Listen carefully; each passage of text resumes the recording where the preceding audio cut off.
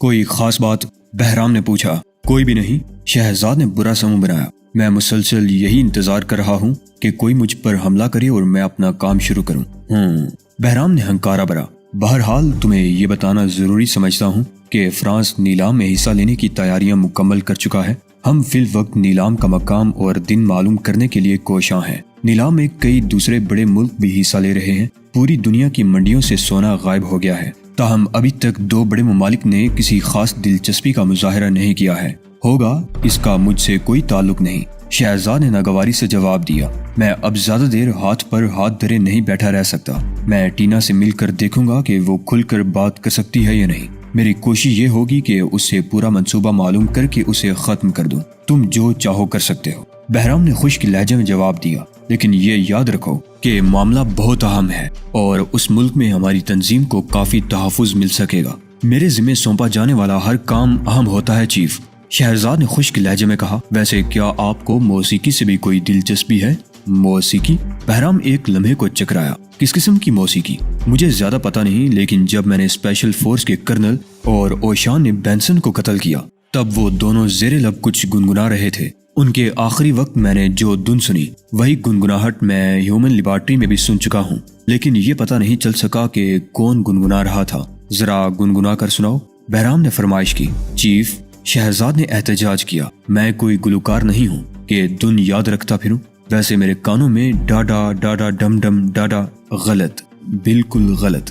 بہرام کی پرجوش آواز سنائی دی۔ مجھ سے سنو، ڈا ڈاڈا ڈا ڈم ڈم، میرے خدا بالکل یہی۔ آپ نے کہاں سنی؟ شہزاد نے حیرت سے پوچھا۔ جنرل بلیک سینٹ لوئس پر بم گراتے وقت یہی دھن گنگنا رہا تھا، اور ہم نے سنا ہے کہ CIA کا ڈائریکٹر بھی خودکشی کرتے وقت یہی دھن سیٹی پر بجا رہا تھا، لیکن اس کا مقصد؟ شہزاد نے پوچھا۔ مجھے معلوم نہیں، ممکن ہے یہ کوئی شناختی اشارہ ہو۔ اوہ چیف پلیز، کیا آپ میری ایک بات مان سکتے ہیں؟ بولو، کیا بات ہے؟ ہم یہ مشکل زندگی چھوڑ کر ایک میوزیکل گروپ قائم کر لیتے ہیں۔ اوشان بہترین طبلچی ہے، شہزاد نے مسکرا کر کہا۔ ناممکن، بہرام بھی مسکرا دیا۔ میں ہارمونیم یا گٹار بجانا نہیں جانتا، اور ویسے بھی فن موسیقی کے بارے میں کور ذوق واقع ہوا ہوں۔ اچھا خیر، دیکھا جائے گا، شہزاد نے کہا، لیکن عذرا کرم آپ اب محتاط رہیں، کیونکہ وہ مجھ سے واقف ہو گئے ہیں اور شاید آپ تک بھی پہنچ جائیں۔ اب وہ بالکل سنجیدہ تھا۔ میں نے احتیاطی تدابیر اختیار کر لی ہے، بہرام نے جواب دیا۔ اسے اس بات پر حیرت تھی کہ شہزاد کو اس کی بھی فکر ہے۔ ریسیور ہک پر لٹکا کر شہزاد نے محسوس کیا کہ وہ کچھ تھکا تھکا سا ہے، چنانچہ اس نے سڑک پر چلتے چلتے آنکھوں اور بازوں کی ورزش کی، اور اسی طرح ورزش کرتے ہوئے 3 بجے کے قریب ہیومن لیبارٹری کے بیرونی احاطے میں داخل ہوا، جہاں سے اصل عمارت 1 میل دور تھی۔ اسی لمحے اسے اپنے عقب سے کسی کار کے انجن کی گڑگڑاہٹ سنائی دی۔ اس نے پلٹ کر دیکھا، ٹینا کی رولز رائس کار اس کے بالکل قریب آ کر رکی تھی۔ شہزاد، ٹینا نے آواز دی اور ساتھ ہی اپنی طرف کا دروازہ کھول دیا۔ آؤ، میں تمہیں لیبارٹری تک چھوڑ دوں، وہ بولی۔ شہزاد فوراً ہی ٹینا کے ساتھ بیٹھ گیا۔ ڈاکٹر ٹینا کے سنہرے بال بکھرے ہوئے تھے، اس کے ریشمی مہین گاؤن پر سلوٹیں تھیں، اور اس کا چہرہ چغلی کھا رہا تھا کہ وہ دن کے اجالے میں ہی رات کی سیاہی کسی کے چہرے پر مل کر آ رہی ہے۔ ایسا لگتا ہے جیسے تم کوئی پالا مار کر آئی ہو، شہزاد بولا۔ اوہ، تم تو حلیہ دیکھ کر ہی بہت کچھ سمجھ لیتے ہو، ٹینا نے ایک ادا کے ساتھ کہا۔ لیکن یہ بھی لگتا ہے کہ تم نے اچھا وقت نہیں گزارا، شہزاد نے کہا۔ یہ کیسے کہہ سکتے ہو؟ اس لیے کہ تمہاری آنکھوں میں ابھی تک پیاس کے دیپ روشن ہیں۔ اگر وقت اچھا گزرتا تو یہ دیے بجھ چکے ہوتے۔ میں تمہارا انتظار کروں گی۔ ٹھیک 7 بجے شہزاد 10ویں منزل پر پہنچا تو ٹینا کی سیکرٹری جا چکی تھی۔ شہزاد نے اس کے کمرے کا دروازہ کھٹکھٹایا۔ آ جاؤ، ٹینا کی آواز سنائی دی اور شہزاد کمرے میں گھس گیا۔ کمرے میں خوابناک روشنی پھیلی ہوئی تھی۔ شہزاد نے محسوس کر لیا کہ ٹینا نے کمرے کے ماحول کو سحر انگیز بنانے کے لیے روشنیاں کم کر رکھی ہیں۔ وہ سرخ رنگ کے گاؤن میں ملبوس تھی، اس کے دونوں ہاتھوں میں کسی مشروب کے گلاس نظر آ رہے تھے۔ شہزاد، وہ انتہائی لگاوٹ بھرے انداز میں بولی، مجھے خوشی ہے کہ تم وعدے کے مطابق آ گئے۔ یہ کہتے ہوئے وہ اس کے قریب آئی اور ایک گلاس شہزاد کی طرف بڑھا کر دوسرا اپنے ہونٹوں تک لے گئی۔ آنکھوں کے روشن چراغوں کے نام، یہ کہہ کر ٹینا نے پورا گلاس ایک ہی سانس میں پی لیا۔ شہزاد نے محض دکھاوے کے لیے گلاس ہونٹوں سے لگا کر ایک گھونٹ بھرا اور پھر یہی گھونٹ انتہائی غیر محسوس طریقے سے گلاس میں واپس چلا گیا۔ میں شراب کا رسیہ نہیں تھا، اوشان کی تربیت ہی ایسی تھی کہ اس نے آج تک غیر ضروری طور پر شراب کو ہاتھ تک نہیں لگایا تھا۔ روشن چراغوں کے نام جو بجھ جائیں گے، شہزاد نے گلاس بلند کرتے ہوئے سرگوشی کی اور نیم و آنکھوں سے ڈاکٹر ٹینا کی طرف دیکھنے لگا۔ اس نے گلاس ایک بار پھر منہ سے لگایا اور ڈاکٹر ٹینا ہی کی انداز میں پی گیا۔ ساتھ ہی اس نے معدے کے عضلات کو ایک خاص انداز میں حرکت دی اور برانڈی معدے کے اس حصے میں چلی گئی جہاں سے وہ دماغ اور اعصاب پر اپنا نشاور ڈنک استعمال نہیں کر سکتی تھی۔ شہزاد سوچنے لگا کہ میں ٹینا کو قتل کرنے سے پہلے اس کی ذات میں چھپے ہوئے راز معلوم کروں گا اور اس سے بھی پہلے وہ منصوبہ اگلوا لوں گا جو حکومت کو فروخت کرنے کے سلسلے میں تیار کیا گیا ہے۔ وہ جلد از جلد اس منصوبے کو ناکام بنا دینا چاہتا تھا۔ ڈاکٹر ٹینا نے اپنا گلاس میز پر رکھا اور شہزاد کا بازو تھام لیا۔ کھڑے کیوں ہو؟ آؤ صوفے پر بیٹھ جاؤ۔ یہ کہتے ہوئے اس نے شہزاد کو بڑی اپنائیت سے صوفے پر بٹھایا اور خود بھی اس کے قریب ہی بیٹھ گئی۔ اس نے شہزاد کا گلاس بھی اس کے ہاتھ سے لے کر فرش پر رکھ دیا۔ شہزاد ذہنی طور پر تیار ہو گیا۔ وہ جانتا تھا کہ ڈاکٹر ٹینا اب اس پر تنویمی عمل کرنے والی ہے۔ اس نے فوراً ہی اپنے ذہن اور جسم کو اس کے تابع کرنا شروع کر دیا۔ جسم کو خاموش کرنے کے لیے اس نے اوشان کی تربیت کے مطابق طویل سانسیں لی، پھیپھڑوں کو آکسیجن سے بھرا اور دماغ کو محض ایک نقطے پر مرتکز کر دیا۔ میں شہزاد ہوں، وہ سوچ رہا تھا۔ شہزاد تم سو رہے ہو؟ ڈاکٹر ٹینا کی سرگوشی سنائی دی۔ شہزاد نے فوراً ہی آنکھیں بند کر لی۔ وہ اپنے دل کو ذہن کے تابع رکھنے کے لیے مسلسل گہری سانسیں لے رہا تھا۔ ڈاکٹر ٹینا نے اس کی شرٹ کے بٹن کھول کر ایک انگلی سے اس کے سینے پر خیالی دائرہ بناتے ہوئے کہا، اب تم صرف میری آواز سنو گے شہزاد۔ اس نے سرگوشی کی۔ شہزاد جواباً محض ایک طویل سانس لے کر رہ گیا۔ تمہارا نام کیا ہے؟ شہزاد، اس نے خواب آلود لہجے میں جواب دیا جیسے وہ واقعی ڈاکٹر ٹینا کے سحر کا شکار ہو گیا ہو۔ تم کس کے لیے کام کرتے ہو؟ CIA کے لیے، شہزاد نے جواب دیا۔ ٹائیگر کون ہے؟ یہ میرا خفیہ نام ہے۔ شہزاد نے اس طرح جواب دیا جیسے اس کا شعور سو چکا ہو۔ تم یہاں کیوں آئے ہو؟ ڈاکٹر ٹینا نے سرسراتی ہوئی آواز میں پوچھا۔ حکومت کے خلاف سازشیں کرنے والوں کی تلاش میں۔ شہزاد نے سچ بولنے میں کوئی تامل نہ کیا۔ کیا تم نے ان لوگوں کو تلاش کر لیا جو یہ سازشیں کر رہے ہیں؟ نہیں، میں ناکام رہا ہوں۔ شہزاد میری بات غور سے سنو، میں تمہاری مدد کرنا چاہتی ہوں۔ ٹینا نے تنویمی اثر گہرا کرنے کے لیے اس مرتبہ شہزاد کے ہونٹوں پر انگلی رکھتے ہوئے کہا، کیا تم میری بات سن رہے ہو؟ ہاں، شہزاد بولا، میں سن رہا ہوں۔ ہمارے ملک کے خلاف ایک مذموم سازش کی جا رہی ہے شہزاد۔ سازشیوں کا منصوبہ یہ ہے کہ یہاں پر قبضہ کر لیا جائے اور اس سازش کو تیار کرنے والے کا نام ایڈمرل جیمز ہے۔ یہ نام دہراؤ شہزاد، ایڈمرل جیمز۔ شہزاد کسی معمول کی طرح نام دہرانے لگا۔ ایڈمرل جیمز انتہائی مکروہ شخصیت کا مالک ہے۔ وہ حکومت پر قبضہ کرنا چاہتا ہے۔ تمہارا فرض ہے کہ تم اس کی سازش کو ناکام بنا دو۔ ہاں، میرا فرض ہے کہ میں حکومت کے خلاف ہر سازش ناکام بنا دوں۔ شہزاد نے جان بوجھ کر زومانی بات کی۔ اور وہ ایک جنگی جہاز الباما میں موجود ہے۔ یہ جہاز خلیج میں لنگر انداز ہے۔ چند گھنٹوں کے بعد ایڈمرل جیمز اپنے منصوبے پر عمل شروع کرنے والا ہے۔ اسے ہر قیمت پر روکنا ہے شہزاد۔ ہاں، اسے ہر قیمت پر روکنا ہے، مگر کیسے؟ تم الباما کے عرصے پر جاؤ گے اور ایڈمرل جیمز کو قتل کر دو گے۔ میری بات دہراؤ شہزاد، میں الباما کے عرصے پر جا کر ایڈمرل کو قتل کر دوں گا۔ شہزاد نے کہا، اور یہ کام آج ہی رات ہو جانا چاہیے، سمجھ گئے؟ میں آج ہی شب ایڈمرل کو قتل کر دوں گا، شہزاد نے جواب دیا۔ ڈاکٹر ٹینا نے شہزاد کی گردن سہلائی اور اس کے کان پر جھک گئی۔ اس نے سرگوشی کی، میں تمہیں بعد میں ملوں گی شہزاد، اب تم سو جاؤ۔ اٹھو گے تو تمہارا جسم بالکل تر و تازہ ہوگا۔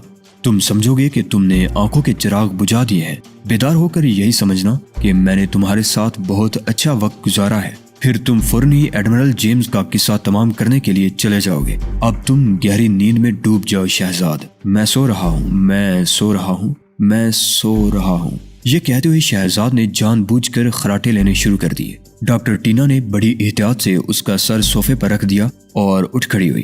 شہزاد وہیں لیٹا رہا۔ اس کا دماغ بڑی تیزی سے کام کر رہا تھا۔ سوال یہ تھا کہ ڈاکٹر ٹینا ایڈمرل جیمز کو کیوں قتل کرانا چاہتی ہے؟ کیا ایڈمرل نے اس سازش کو بانپ لیا ہے؟ کیا ٹینا اسے ہپناٹائز کرنے میں کامیاب نہیں ہو سکی؟ یا پھر ایڈمرل ہی ٹینا کا باز ہے اور ڈاکٹر ٹینا اپنی کامیابی کو سامنے دیکھ کر خود اسی کو راہ سے ہٹانا چاہتی ہے؟ شہزاد ابھی یہ سوچ رہا تھا کہ ڈاکٹر ٹینا نے ایک ایسی غلطی کی جس کی وجہ سے شہزاد کو یقین ہو گیا کہ ایڈمرل جیمز اس کا باس نہیں ہے، اور اس کا یہی یقین اس بات کی ضمانت بن گیا کہ اب ایڈمرل اس کے ہاتھوں قتل نہیں ہوگا بلکہ اس کی زندگی محفوظ رہے گی۔ ڈاکٹر ٹینا شہزاد کے پاس سے اٹھ کر ٹیلی فون کی طرف گئی تو وہ ادھ کھلی آنکھوں سے اسے دیکھتا رہا۔ ٹینا نے 3 نمبر ڈائل کیے۔ ہیلو، ڈنر کیسا رہا؟ اس نے پوچھا۔ اس کے بعد وہ دوسری طرف سے بولنے والے کی بات سننے لگی۔ اب شہزاد کو بھی علم ہو گیا تھا کہ ٹینا جس کسی سے بھی بات کر رہی ہے وہ ہیومن لیبارٹری میں ہی موجود ہے، کیونکہ 3 نمبر لوکل کال کے لیے نہیں بلکہ انٹرکام میں استعمال ہوتے ہیں۔ تم اس کی فکر مت کرو، ڈاکٹر ٹینا نے ماؤتھ پیس پر ہونٹ رکھتے ہوئے کہا۔ تم نے جو ہدایت کی تھی اس کے مطابق ہی عمل کر رہی ہوں۔ اس فکرے سے شہزاد کو یقین ہو گیا کہ وہ اپنے باس یا پھر شریک کار سے گفتگو کر رہی ہے۔ کل ٹینا کی آواز پھر سنائی دی۔ شہزاد سوچ میں پڑ گیا کہ کل کیا ہوگا؟ کیا ایڈمرل جیمز کی موت کے بعد کچھ اور بھی ہونے والا ہے؟ شہزاد نے کچھ اور سننے کی کوشش کی لیکن ٹینا نے بات ختم کر کے ماؤتھ پیس سے ہونٹ ہٹائے اور ریسیور رکھ دیا۔ شہزاد نے فوراً ہی آنکھیں بند کر لیں۔ ڈاکٹر ٹینا بے حد خوش تھی۔ آج رات اس کی راہ سے شہزاد کا کانٹا نکلنے والا تھا۔ اس نے ایک ایسا جال بنا تھا کہ شہزاد ایڈمرل جیمز کو قتل کرنے کے ارادے سے الباما کے عرصے پر جائے گا جہاں ایڈمرل کے محافظ اسے قتل کر دیں گے، اور پھر کل ایڈمرل جیمز ایک ایسا ہولناک بحری حادثہ کرائے گا جس کے بعد باقی 2 بڑی طاقتیں بھی نیلام میں شرکت کرنے پر مجبور ہو جائیں گی۔ یہ ایسا منصوبہ تھا جس میں ڈاکٹر ٹینا کو بظاہر کوئی سکم نظر نہیں آ رہا تھا۔ اس نے محو خواب شہزاد کو دیکھا اور پھر کھلکھلا کر ہنس پڑی اور ہنستے ہنستے بے حال ہو گئی۔ اب وہ ایک مانوس سی دھن گنگنا رہی تھی، ایسی دھن جو شہزاد گزشتہ چند روز میں کئی مرتبہ سن چکا تھا۔ یہ دھن موت اور تباہی کا نغمہ تھی۔ یہ پہلا موقع تھا کہ شہزاد نے اس دھن کو کسی کے منہ سے سنا تھا۔ ڈاکٹر ٹینا چند لمحے بعد اس صوفے کی طرف پلٹی جس پر شہزاد لیٹا ہوا تھا۔ وہ شہزاد کے روبرو کھڑی ہو گئی۔ شہزاد، اس نے سرگوشی کی۔ اٹھ جاؤ شہزاد۔ شہزاد نے بڑی کاہلی سے ایک انگڑائی لی اور آنکھیں کھول دی۔ اس نے ڈاکٹر ٹینا کے چہرے کو اپنے چہرے سے محض چند انچ دور دیکھا اور بڑبڑایا، اوہ، میں خود کو کتنا ہلکا پھلکا محسوس کر رہا ہوں۔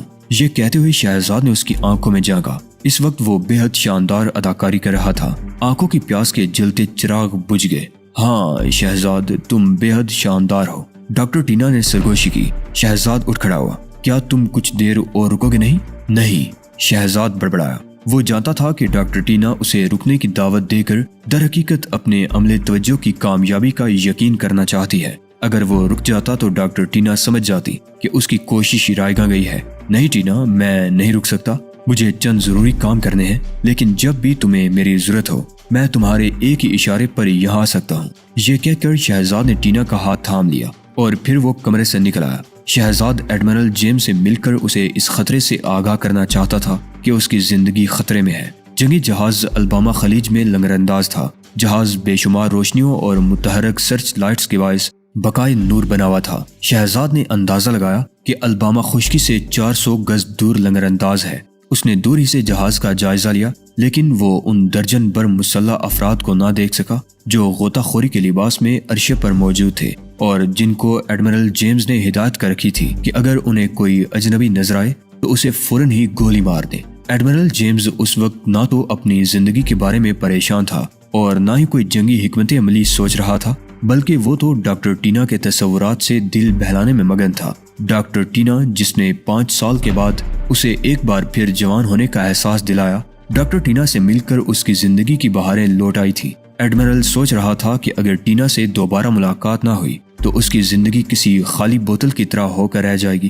وہ محسوس کر چکا تھا کہ اسے ڈاکٹر ٹینا سے شدید محبت ہو گئی ہے۔ ایڈمرل کے کیبن سے نیچے 60 فٹ نیچے سطح آب پر ایک چھوٹی سی پاور بوٹ کا انجن بند ہوا۔ کشتی جہاز کے پہلو میں کھڑی ہو گئی۔ شہزاد نے کشتی کو اس طرح لنگر انداز کیا کہ عرصے سے اگر کوئی جھانک کر دیکھے تو بھی کشتی نظر نہ آ سکے۔ شہزاد نے جہازی کے لنگر کو پکڑ کر کسی بندر کی طرح اوپر چڑھنا شروع کیا اور چند ہی لمحوں میں 60 فٹ بلند عرصے پر پہنچ گیا۔ اس نے عرصے کی ریلنگ پکڑ کر خود کو اتنا اٹھایا کہ اس کا سر عرصے کے برابر آ گیا۔ اس نے دیکھا کہ نیلے جیکٹ اور جینز میں ملبوس ایک مسلح شخص چند قدم دور ٹہل رہا ہے۔ اس کے ہاتھ میں ایک شاٹ گن دبی ہوئی تھی۔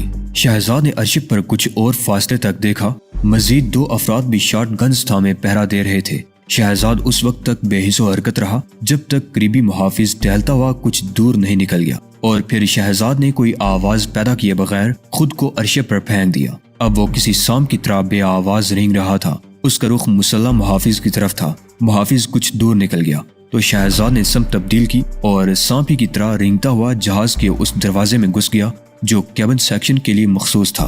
اب وہ ایک تنگ سی راہداری میں تھا۔ اس نے اپنی سفید سپورٹس شرٹ اتار کر الٹی کی اور اس طرح پہن لی کہ اس کے بٹن سینے پر نہیں بلکہ پشت کی طرف رہے۔ اس نے پھرتی سے گدی سے نیچے کمر تک تمام بٹن بند کر لیے۔ اب وہ لباس کی مناسبت سے کوئی ملا ہی لگتا تھا۔ شہزاد عام سے انداز میں راہداری سے اوپر جانے والی سیڑھیاں چڑھنے لگا۔ سیڑھیاں ختم ہوئی تو ایک اور راہداری نظر آئی جس کے دوسری طرف کیبن بنے ہوئے تھے۔ اس نے ایک کونے میں چھپ کر پوری راہداری کا جائزہ لیا تو ایک مسلح شخص چوتھے کیبن کے سامنے کھڑا نظر آیا۔ یہی ایڈمرل کا کیبن ہو سکتا ہے، شہزاد نے سوچا۔ پھر اس نے ایک ہی لمحے میں لاہے عمل تیار کر لیا اور چوبی دیوار پر ٹنگے ہوئے آگ بجھانے والے آلے کو اتار کر اپنے کندھے پر اس طرح رکھ لیا کہ اس کا چہرہ کسی کو نظر نہ آ سکے۔ اس کے بعد وہ بے دھڑک راہداری میں نکل آیا۔ محافظ اسے دیکھتے ہی چوکس ہو گیا۔ شہزاد اور محافظ کے درمیان فاصلہ مسلسل کم ہونے لگا حتیٰ کہ وہ محافظ کے قریب پہنچ گیا۔ ٹھہرو، کہاں جا رہے ہو؟ محافظ نے اسے للکارا۔ نیچے جا کر اس آلے کو دوبارہ چارج کرنے کا حکم ملا ہے، شہزاد نے منمناتی آواز میں جواب دیا۔ ٹھیک ہے، جاؤ۔ محافظ نے مطمئن ہو کر اسے جانے کی اجازت دے دی۔ شہزاد خاموشی سے آگے بڑھ گیا لیکن محافظ کے قریب سے گزرتے ہوئے اس نے کندھے کی ہلکی سی جنبش سے وزنی آلے کا ایک حصہ محافظ کے سر سے ٹکرا دیا۔ محافظ آواز نکالے بغیر ہی ڈیر ہو گیا۔ شہزاد نے آلہ اس کے قریب ہی ڈال دیا۔ اسے یقین تھا کہ محافظ 15 منٹ تک بے ہوش رہے گا۔ محافظ کی طرف سے مطمئن ہو کر وہ ایڈمرل کے کیبن میں جا گھسا۔ ایڈمرل جیمز بستر پر نیم دراز تھا۔ اس کے ہاتھ فون کی طرف بڑھ رہے تھے۔ شاید وہ ڈاکٹر ٹینا کو فون کر کے ایک اور ملاقات کی درخواست کرنا چاہتا تھا۔ کیبن کا دروازہ کھلتے ہی ایڈمرل اچھل پڑا۔ اس نے دیکھا کہ ایک شخص اندر گھس کر دروازہ بند کر چکا تھا۔ ایڈمرل جیمز نووار نے سرگوشی کی۔ تم دستک دیے بغیر اندر کیسے آ گئے؟ ایڈمرل غرایا۔ تم کون ہو؟ میری شناخت فی الحال ضروری نہیں ایڈمرل، شہزاد نے کہا۔ میں صرف آپ کو خبردار کرنے آیا ہوں کہ آپ کی زندگی خطرے میں ہے۔ ایڈمرل نے سوچا کہ ڈاکٹر ٹینا کے بعد ایک اور شخص اسے شہزاد کی طرف سے پیش آنے والے خطرے سے آگاہ کرنے آیا ہے، لیکن جب اس نے کیبن میں موجود نوجوان کی آنکھوں میں دیکھا تو اسے اپنے جسم میں سنسنی کی لہر سی دوڑتی محسوس ہونے لگی۔ نہ جانے کیوں اسے یہ احساس ہونے لگا کہ اس کے سامنے جو نوجوان کھڑا ہے در حقیقت وہی شہزاد ہے۔ اس کے ساتھ ہی اسے اندازہ ہو گیا کہ یہ نوجوان کس قدر خطرناک ہے۔ اس نے فیصلہ کیا کہ وہ اس کا مقابلہ کرنے کے لیے اپنے اعصاب کو ممکنہ حد تک پرسکون رکھے گا۔ میرے قریب آؤ نوجوان، تم کیا کہنا چاہتے ہو؟ ایڈمرل نے لہجے میں نرمی پیدا کرتے ہوئے کہا۔ آپ ڈاکٹر ٹینا سے واقف ہیں ایڈمرل؟ ہاں، ایڈمرل نے جواب دیا۔ میں انہیں جانتا ہوں۔ وہ آپ کو قتل کرانا چاہتی ہے۔ اس وقت وہ دل ہی دل میں یہی سوچ رہی ہوگی کہ میں آپ کو قتل کرنے کے لیے الباما کے عرصے پر پہنچ چکا ہوں۔ ایڈمرل جیمز کی آنکھوں میں حیرت کا تاثر ابھر کر فوراً ہی زائل ہو گیا۔ پھر اس نے الجھن سے کہا، ڈاکٹر ٹینا سے میری صرف 2 ملاقاتیں ہوئی ہیں۔ آخر وہ مجھے قتل کیوں کروانا چاہتی ہے؟ اس کی آپ سے کوئی ذاتی دشمنی نہیں ہے بلکہ وہ آپ کے ملک کی دشمن ہے۔ مجھے امریکہ کے خلاف ہونے والی سازش کی تفصیل تو معلوم نہیں لیکن حالات سے اندازہ ہوتا ہے کہ آپ ڈاکٹر ٹینا کے منصوبے کی راہ میں حائل ہیں، لہٰذا اس نے آپ کو راستے سے ہٹانے کا فیصلہ کر لیا۔ مگر تم کون ہو؟ ایڈمرل نے دریافت کیا۔